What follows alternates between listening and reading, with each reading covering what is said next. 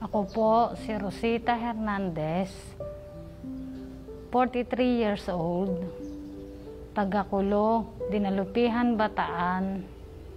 Nagtatrabaho po ako, tagalinis sa eskwelahan ng high school at senior high dito po sa Bataan. Ako po si Abigail, 22 years old, nakatira po sa Kulo, Dinalupihan, Bataan.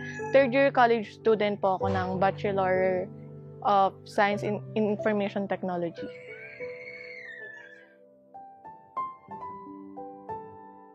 Una po siya, yung nilalagnat, matamlay.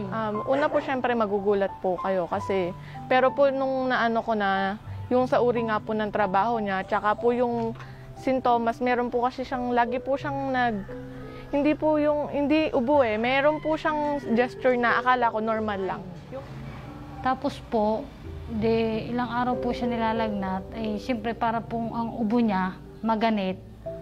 Minsan po, umuubo siya, nung pong parang pinilit niyang umubo, may lumabas pong kaunting dugo. Yung pala, yung parang tumitigim po siya, lagi pong parang may nakabara sa lalamunan niya.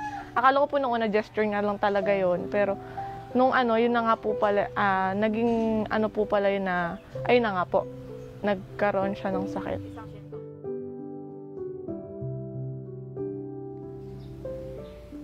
Wala po, basta ang laging sabi lang nila, yung umiwas sila sa tatay nila, yung lalo na po yung dalawang anak na malaki. Ako na po rin ang nagkuka na, sabi ko, tay, huwag kang basta-basta na lang gumagamit ng mga baso o lalo na may dalawa tayong anak na maliit. Lahat po na may kasamang may sa TV. Ayun po, so nung pinatawag po kayo, paano po nabanggit sa inyo na kayo po ay dapat maggamutan din? Hindi po, kami po muna pinamedical, lahat po pinatest po sa amin. Oo, lahat. Tapos po nung kami po pinatest po, negative po lahat kami. Lahat negative po.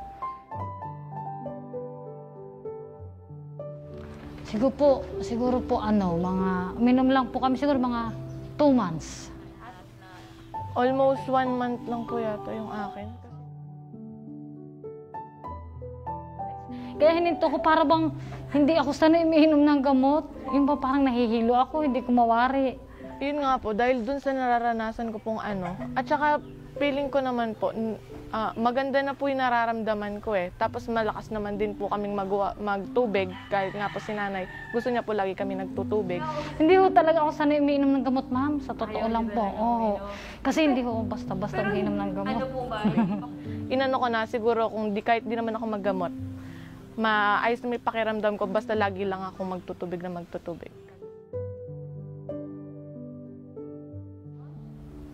Opo, hihikayatin ko po hanggat meron, total lalo naman po libre, hindi na ho kami bibili.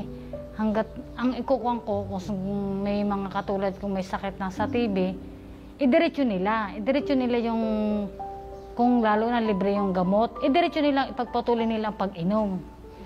Opo, idiretso po. Siyempre po, kasi sa tingin ko ikakabuti po nila yun. Pero kumpara po kasi sa akin talagang ewan ko po ba't hindi ko talaga siya kayang i-take ng ganong katagal na nararanasan ko yung epekto. Pero kung aanin po, kailangan po talaga kasi advisable yun para gumaling din or para maiwasan na rin. Gusto ko pong maging TB-free, subalit hindi po ako nakainom ng TPT araw-araw. Gusto kong maging TB-free, kaya lang nung ako'y uminom ng gamot, nakaranas ako ng mga epekto ng pagtamlay tuwing hapon at hindi masyadong pagtulog tuwing gabi, kaya tinigilan ko ang pag-inom.